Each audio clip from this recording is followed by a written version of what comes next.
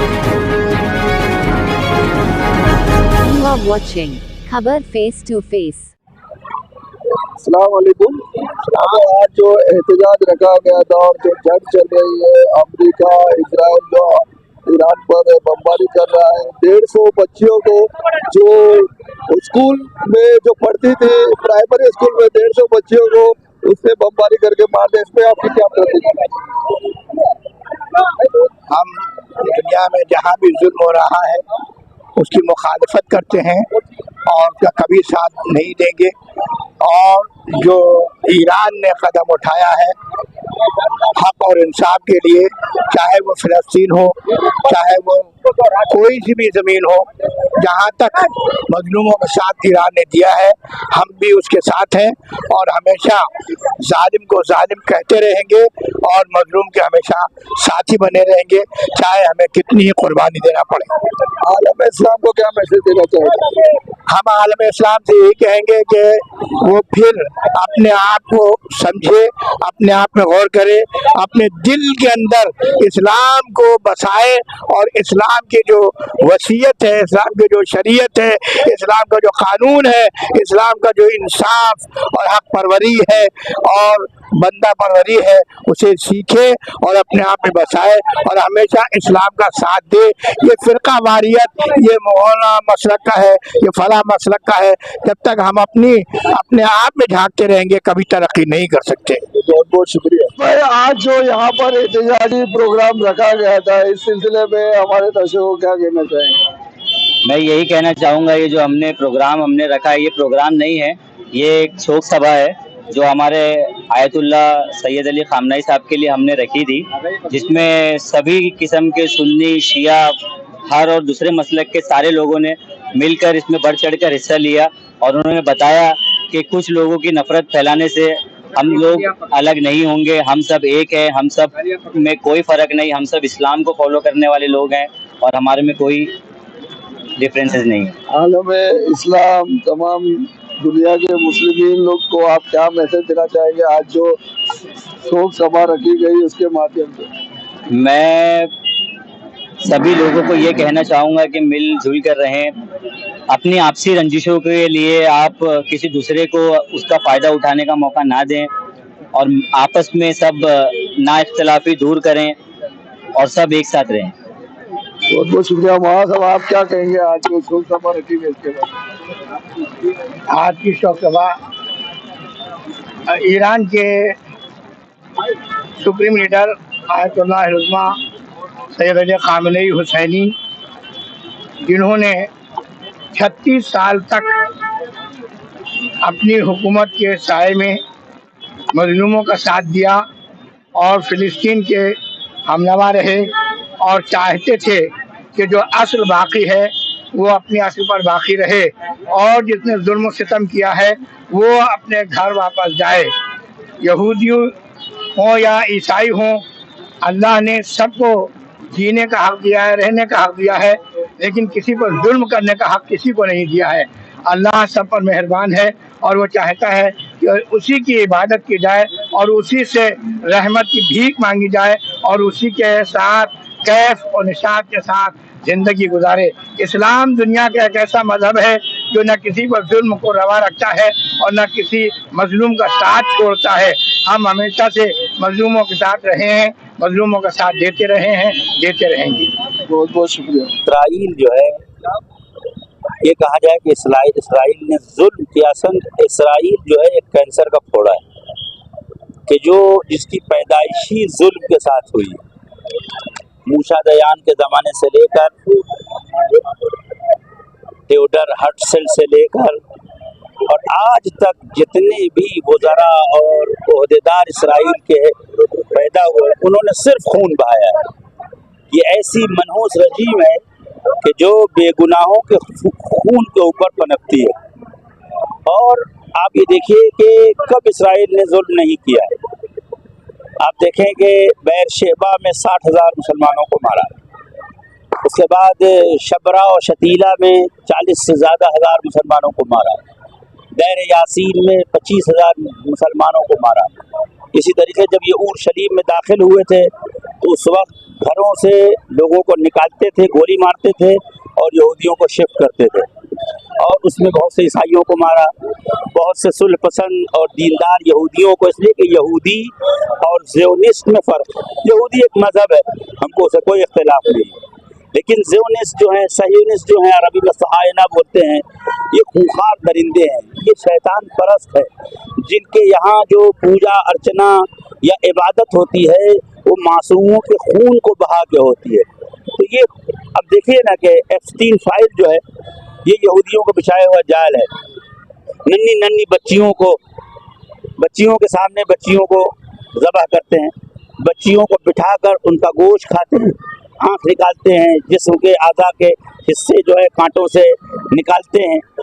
और ये वो दरिंदे लोग हैं कि दुनिया के जितने भी बड़े, ज़्यादातर यहूदी और ज़्यादातर सह्यूनीस और हमारे इलाकों के लोग भी इसमें शामिल हैं। आप बेहतर जानते हैं, मुझे नाम लेने की ज़रूरत नहीं है। अगर आप ये देखेंगे तो ये पूरी इमारत जुल्म पे खड़ी है। आप देखें कि जंग का कानून यह है कि सिविल इलाकों में बम नहीं मारे जाते, आप जंगी इलाकों में गिराएं, लेकिन आप स्कूल को मार रहे हैं, आप हॉस्पिटल को मार रहे हैं, आप वहाँ बम मार रहे हैं जो तासीसात है, जो फर्स्ट एड है, मिसाल के तौर पर बिजली, पानी।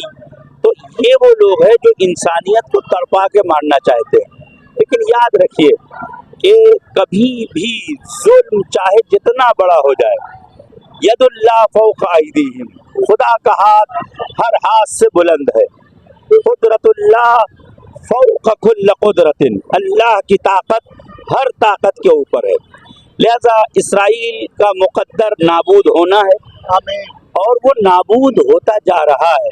वो इसराइल जिसको साम्राज्य ताकतों ने सुपर पावर बना के पेश किया था, उसे आप देखें हिज़्बुल्लाह ने शिकस्त दिया, उसे हमास ने शिकस्त दिया, उसे जो है गज़ा के मजलूम निहत्थे बच्चों ने शिकस्त दिया। वो बम मारता था, ये पत्थर मारते थे, लेकिन इनके हौसले पस्त हो गए, लेकिन मजलूमीन के हौसले पस्त नहीं हुए हैं।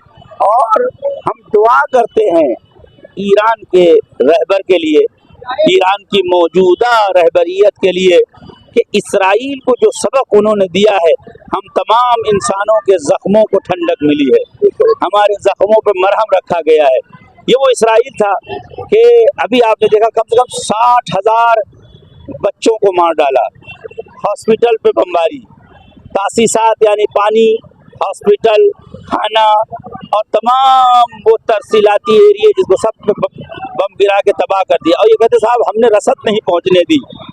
आप इनकी हालत ये देखिए, ये लगता था खुदाया कभी तेरा अजाब इन पे नाजिल होगा। कुरान कहता है इन तुम उदना, यहूदियों बाज आ जाओ, वगरना हम फिर वही तुम्हारे साथ करेंगे जो पुख्तुन नस्र के ज़रिए से तुम्हारे साथ किया था। तो हम इंतज़ार करते थे खुदा कब यहूदियों और इन सहियोनिस्तों पर अजाब नाजिल होने वाला है। मेरी गुफ्तगू उन यहूदियों से नहीं है जो सहियोनी नहीं है। जिस तरह इस्लाम मज़हब है मोहतरम है, यहूदी मज़हब है मोहतरम है, क्रिश्चियन मज़हब है मोहतरम है, हिंदुइज़्म मज़हब है मोहतरम है। मेरी गुफ्तगू उन लोगों से है कि जो सहियोनिस्ट हैं, जो जालिम हैं, ज़ायोन हैं, इंसानियत को तबाह करने वाले हैं। हम ये सोचते थे कब ऐसा होगा, लेकिन खुदा सैयद अली ख़ामनेई साहब पे रहमत नाजिल करे। उस 12 दिन की जंग पर उन्होंने इसराइल को तबाह किया और उस दिन हमने सहियोनिस्तों को रोता देखा, बिलकता देखा। अल्लाह के वादे पर यकीन था, यकीन मजीद हो गया, इत्मीनान था और इत्मीनान बढ़ गया। सर, जिस तरीके से मैंने देखा है ईरान जो है, ईरान में खुद कुछ 11 मंदिर हैं और 5 जो है वो गुरुद्वारे हैं। और ईरान में तो इतना सब कुछ है, लेकिन इसराइल के मुकाबले में एक भी मंदिर नहीं है, ना एक भी गुरुद्वारा नहीं है। आखिरकार ईरान में, आप खुद ईरान में रह चुके हैं, क्या वहाँ का माहौल है उसके बारे में थोड़ा देखिए। ऐसा है कि ईरान एक कल्चरल कंट्री है। ईरान की तारीख कम से कम 5000 साल पुरानी है, जहाँ अलग अलग मतों ने, अलग अलग मजहबों ने, अलग अलग कौमों ने जन्म लिया और वहाँ सबको बराबर से जीने का अधिकार था और आज है। ईरान में गुरुद्वारा भी है, चर्च भी है, मंदिर भी है, यहूदी भी हैं, ईसाई भी हैं, हिंदू भी हैं, मुसलमान भी हैं, शिया भी हैं, सुन्नी भी हैं। तमाम इंसान बरादरी और एहतराम के साथ जी रहे हैं। आप खुद ईरान में रह चुके हैं? मैं ईरान में अभी रह रहा हूँ, मुझे ईरान में रहते हुए 32-33 साल हो गया। मैंने ईरान को एक मुल्क पाया, लेकिन इसराइल मुल्क नहीं है। इसराइल आतंकवादियों का अड्डा है। इसराइल टेररिस्ट और दहशतगर्दों और इरहाबियों का मरकज है। जहाँ जहाँ दुनिया में आतंकवादी गतिविधियां हैं, वहाँ इसराइल का हाथ है। चाहे वो अलकायदा हो, वो इसराइल की नाजायज औलाद, चाहे वो जो है ISI हो, वो भी इसराइल की आमादगी होता है। इस्लामी मुल्कों में इस्लाम को बदनाम करने के लिए जो उन्होंने हरबे अपनाए हैं कि ला इलाहा इल्लल्लाह के परचम के नीचे लोगों को गला काट रहे हैं या ला इलाहा इल्लल्लाह कहकर लोगों पर हमला कर रहे हैं, ये इस्लाम को बदनाम कर। हालांकि दुनिया में 50 से ज़ायद 56 इस्लामी 57 इस्लामी मुल्क हैं और इन इस्लामी मुल्कों में अलग अलग किस्म की जहनीतें रहती हैं, कोई किसी को कोई एतराज़ नहीं है। ख़ासतौर से ईरान को पहले कहा गया जमहूरियत इस्लामी। ईरान सबसे पहले एक ऐसा डेमोक्रेसी कंट्री है कि जिसमें इस्लामिक रूल हासिल है और वहाँ अक़लियतों को वो तमाम हुकूक हासिल हैं कि जो अक्सरियत को हासिल। क्यों? इसलिए कि ये शरीयत मोहम्मद सल्लल्लाहु अलैहि वसल्लम है कि आपने मदीने में अक़लियत मतलब जो गैर मुस्लिम होते हैं, माइनॉरिटी है। हुजूर सरवर कायनात के ज़माने में मदीने में यहूदी थे, ईसाई थे, हिजाज में, नजद में, इसी तरीके से नजरान में वो इज्जत से जीते थे। कभी हुजूर ने उनको कुछ नहीं कहा, जैसे जीते उनके चर्च थे, उनके कलीसे थे, वैसे ही ईरान भी है। लेकिन इसराइल आप देखें, जो बच्चों की प्रार्थना शुरू होती है, जो सुबह की प्रेयर शुरू होती है, इन अल्फाज से शुरू होती है। छोटे छोटे बच्चों को पढ़ाया जाता है कि हम अपने दुश्मनों का गला नोच डालेंगे, हम मुसलमानों की छाती पे बैठ के उनकी हड्डियां तोड़ देंगे। ये 4 साल 5 साल के बच्चों को स्कूल प्रेयर में पढ़ाया जाता है। और वीडियो मौजूद जो कहते हैं, हमें अफसोस है कि आज मीडिया हो गया, वैला first world war, second world war में इतने इंसान मारा हमने, किसी को खबर नहीं हुई। लेकिन अब हम जरा सा एक बम गिराते हैं, लोगों को इनको तकलीफ ये है कि मीडियालाइज ना हो।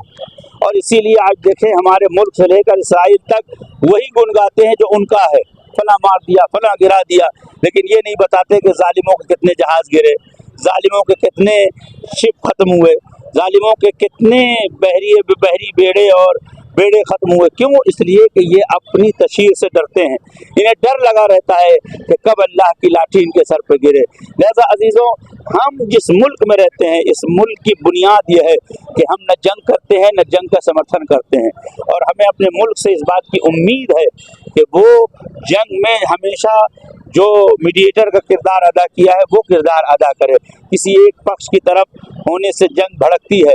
हम अपने मुल्क के सरबराहों से ये अपील करेंगे कि जो हमको दर्स, जो क्लास हमको गांधी जी ने दिया था, जो भीमराव अंबेडकर ने हमको कानून असासी में हमें बना के दिया, इंडियन कॉन्स्टिट्यूशन में बना के दिया, और जो रूल हमें इंदिरा गांधी ने और बड़े भारत के पॉलिटिशियन ने हमें जो सिखाया, उन्होंने ये बताया कि भारत का काम यह है कि दुनिया में शांति कायम। हम शांति दूत हैं, लेकिन अगर हम खुदा न खास्ता किसी जालिम के साथ हो जाएं तो कहीं न कहीं भारतवर्ष की मध्यता से उल्लंघन करना है। और इस भारत में मेहमान के तौर पर जो जहाज मंगाया था, आयरिश सेना करके जहाज था, जो जंगी जहाज देता है, जो भारत में मेहमान बन के आया था, तो हाल ही में अभी श्रीलंका से वापस लौट रहा था, तो उसके ऊपर अफ्रीका ने बमबारी कर दिया है, और इस पर भारत चुप है। इसके ऊपर आप क्या कहना चाहिए? इस पर हम यही कहेंगे कि जो सही कदम है वो हमें उठाने की ज़रूरत है, और हम अपने मुल्क के जिम्मेदारों से ये कहेंगे, हो सकता है आपको खबर न रही हो, या हो सकता है आपके पते में न हो टारपीडो मारा गया है, लेकिन हम भारत की जो छवि है पूरी दुनिया में, हमारे देश की, हमारे मुल्क की, वो ये है कि हम जंगों को रुकवाने के लिए आए हैं। हम कभी जंग को शुरू नहीं करते हैं। हम शांति दूत है, और जब हम शांति दूत है, अमन का प्रस्ताव लेके आते हैं, अमन का पैगाम लेके आते हैं, तो जो हिंदुस्तान की नुमाइंदगी है पूरी दुनिया में और जिससे हम पहचाने जाते हैं, वही हमें करना चाहिए और हम इंशाल्लाह वो करेंगे। जो जहाज आया था, मेहमानी जहाज था, उसको जंगी नहीं था, तो इसके ऊपर अफसोस तो जताया जा सकता है। जाहिर सी बात है कि अगर आपका कोई मेहमान है, आपने उन्हें बुलाया है, तो मेहमान की हिफाजत करना, मेहमान को सही सलामत उसके घर पहुंचा देना हर मेज़बान का फरीज़ा है। अब तो हकीकत क्या है ये बात में खुल के सामने आएगी, लेकिन जाहिर सी बात है कि हम अमेरिका से ये कहेंगे कि जिसमें चंद ऐसे लोग थे जो जंगी नहीं थे, बल्कि फंक्शनों के अंदर जो है अरेंज करते थे, उनके पास कोई असलहा नहीं था, उनके पास कोई, उन पे मारने के बजाय अगर तुम्हारी माँ ने दूध पिलाया है तो ईरान रेवोल्यूशनरी गार्ड से लड़ो, इनकलाब इस्लामी के सिपाहियों से लड़ो, वो तुम्हें जवाब देंगे कि मर्दानगी किसे कहते हैं, जंग किसे कहते हैं। निहत्थे लोगों पर हमला करना कायरों का काम है, बुज़दिलों का काम है। और हम इस दुनिया में हम ये देखते हैं कि चाहे किसी भी मुल्क के लोग हों, वो हमेशा सच्चाई के साथ हैं, अमन के साथ हैं। और भारत की जनता और भारत के बेहतरीन लोग आज भी मजलूमों के साथ हैं, और हम भी उसी का हिस्सा हैं। हम अपने मुल्क में रहते हैं, अपने मुल्क के परचम और झंडे और फलक को हमेशा बुलंद देखना चाहते हैं, और हम हमेशा कहते हैं कि हिंदुस्तान जिंदाबाद, हिंदुस्तान पाइंदाबाद, इसलिए कि हमें इसी मिट्टी में पैदा हुए और इसी मिट्टी में जाना है। और उम्मीद रखते हैं कि हमारी छवि जो थोड़ी सी खराब हुई है वो आइंदा हमारे सही कदम से अच्छी होगी, क्योंकि हमारा काम है दुनिया में अमन फैलाना। बच्चियों का रेप किया उसने, 12-12, 13 साल की। आज वो पूरी दुनिया में हुकूमत करने की बात कर रहा है, जिसका नाम डोनाल्ड ट्रंप है। ये सुअर का बच्चा हमको कभी डरा नहीं सकता, ध्यान रखना। ना शिया भाई को डरा सकता है, ना हम सुन्नी भाई को डरा सकता है, किसी को नहीं डरा सकता। वो रेपिस्ट है, रेपिस्ट, उसको जेल में होना चाहिए था। आज वो जंग की बात कर रहा है, जिसको जेल में होना चाहिए था वो जंग की बात कर रहा है। दुनिया के देखिए, हर दौर में जंग हुई है, इस दौर में भी जंग हो रही है। मैं भी बहुत लोगों को बोल रहा हूं कि पहचानो हमारे बीच में कौन है जो हमारे लिए खड़ा हो रहा है। कुछ लोग हमारे साथ में घूम रहे फिर और पीछे खमीनी साहब को गाली भी दे रहे। सदर साहब ये भी हो रहा है, देखो शहीद हुए, हमको भी दुख हुआ। अजमल भाई मुझे फोन किया, बोले सुबह बहुत छोटा हो गया। बोला कैसे, ये होना नहीं चाहिए था। तकलीफ सभी को ही है, जो अमेरिका के खिलाफ है, जो इजराइल के खिलाफ है, तकलीफ सबको हुई ना। देखो हमारा दुश्मन शुरू से अमेरिका था और आखिर में अमेरिका रहने वाला, ये कभी हमारा सगा होने वाला नहीं है। ना अमेरिका मुसलमानों का होएगा, ना इजराइल मुसलमानों का होएगा। ये बात आप जितने भी यहाँ पे खड़े हैं ना, जो यूट्यूब में फेसबुक में न्यूज़ें देखते हैं, उनको मैं बोल रहा हूँ, अमेरिका तुम्हारा शुरू से दुश्मन है। ये नमरूद के, ये फिरौन की नस्ल के अमेरिका के लोग हैं। लेकिन दूसरी बात, मैं सभी सुन्नी भाई लोग से बोलना चाहूंगा, ये लड़ाई इंसाफ की लड़ाई, हमको इनका साथ देना चाहिए, इनके साथ में रहना चाहिए। हमको इंटरनेशनल मीडिया के इसमें थोड़ा भी नहीं आना चाहिए। जो इंटरनेशनल मीडिया है वर्ल्ड का, वो खमीनी साहब को अलग दिखा रहा है। गोदी मीडिया जो हमारा इंडिया का मीडिया है, टिका हुआ मीडिया, गोदी मीडिया जिसको बोलते हैं, आज तक, एबीपी, जो सब उल्टा दिखा रहा है। तो हमको उसको पूरा बाइकआउट करना है। खमीनी साहब, अयतुल्ला खमीनी साहब, वो शहीद हुए, ये तो सही बात है, उनको सर्टिफिकेट देने की जरूरत ही नहीं है, पूरी दुनिया जान रही है। वो लड़े किसके खिलाफ? अमेरिका के खिलाफ। अमेरिका किसके खिलाफ है? हमारे खिलाफ। वो लड़े किसके खिलाफ? इजराइल के खिलाफ। इजराइल किसके खिलाफ है? हमारे खिलाफ, है ना। देखो सभी पढ़े लिखे लोग हैं। डोनाल्ड ट्रंप को जेल में होना चाहिए था, जेल में। वो रेपिस्ट बलात्कारी है डोनाल्ड ट्रंप। एप्स्टीन फाइल में उसके 200 ईमेल है, पता है ना। एप्स्टीन फाइल 200 ईमेल, बच्चियों का रेप किया है। आज वो दुनिया चलाने की बात कर रहा है। देखो एक खमीनी साहब शहीद हुए, 1000 खमीनी साहब बनेंगे अभी। आज इफ्तिकार भाई, आप एक को शहीद किए ना, 200 पैदा होंगे, 400 पैदा होंगे। इनको लग रहा था उनके शहीद होने के बाद, उनके जाने के बाद ईरान ठंडा हो जाएगा, है ना। मौलाना साहब, अमेरिका इजराइल को क्या लग रहा था, इनके जाने के बाद ईरान पूरा ठंडा हो जाएगा। लेकिन इनके जाने का ईरान और फास्ट हो गया है, ज़्यादा फास्ट हो गया है। अजरबैजान पे भी आज उन्होंने रॉकेट मारा है। अजरबैजान की कंट्री किसी को मालूम है अजरबैजान कौन सी कंट्री है? अजरबैजान वो कंट्री जिसमें सेकंड शिया लोग की लार्जेस्ट कम्युनिटी है। वो शिया ऐसे कि नास्तिक शिया बोलता हूँ उनको, क्या बोलता हूँ? नास्तिक। उस पर आज ईरान ने रॉकेट मारा है। देखिए भाइयों बहनों, जितने भी लोग हैं, हमको सब इनके साथ में खड़ा रहना है, कंधे से कंधा मिलाना है, शांति के साथ में हमको हमारा प्रोटेस्ट करना है, अपने एहतजाज करना है। ठीक है, बहुत बहुत शुक्रिया स्पीकर भाई, अजमल भाई, शबाना भाई, जितने भी लोग हैं सबका बहुत बहुत शुक्रिया।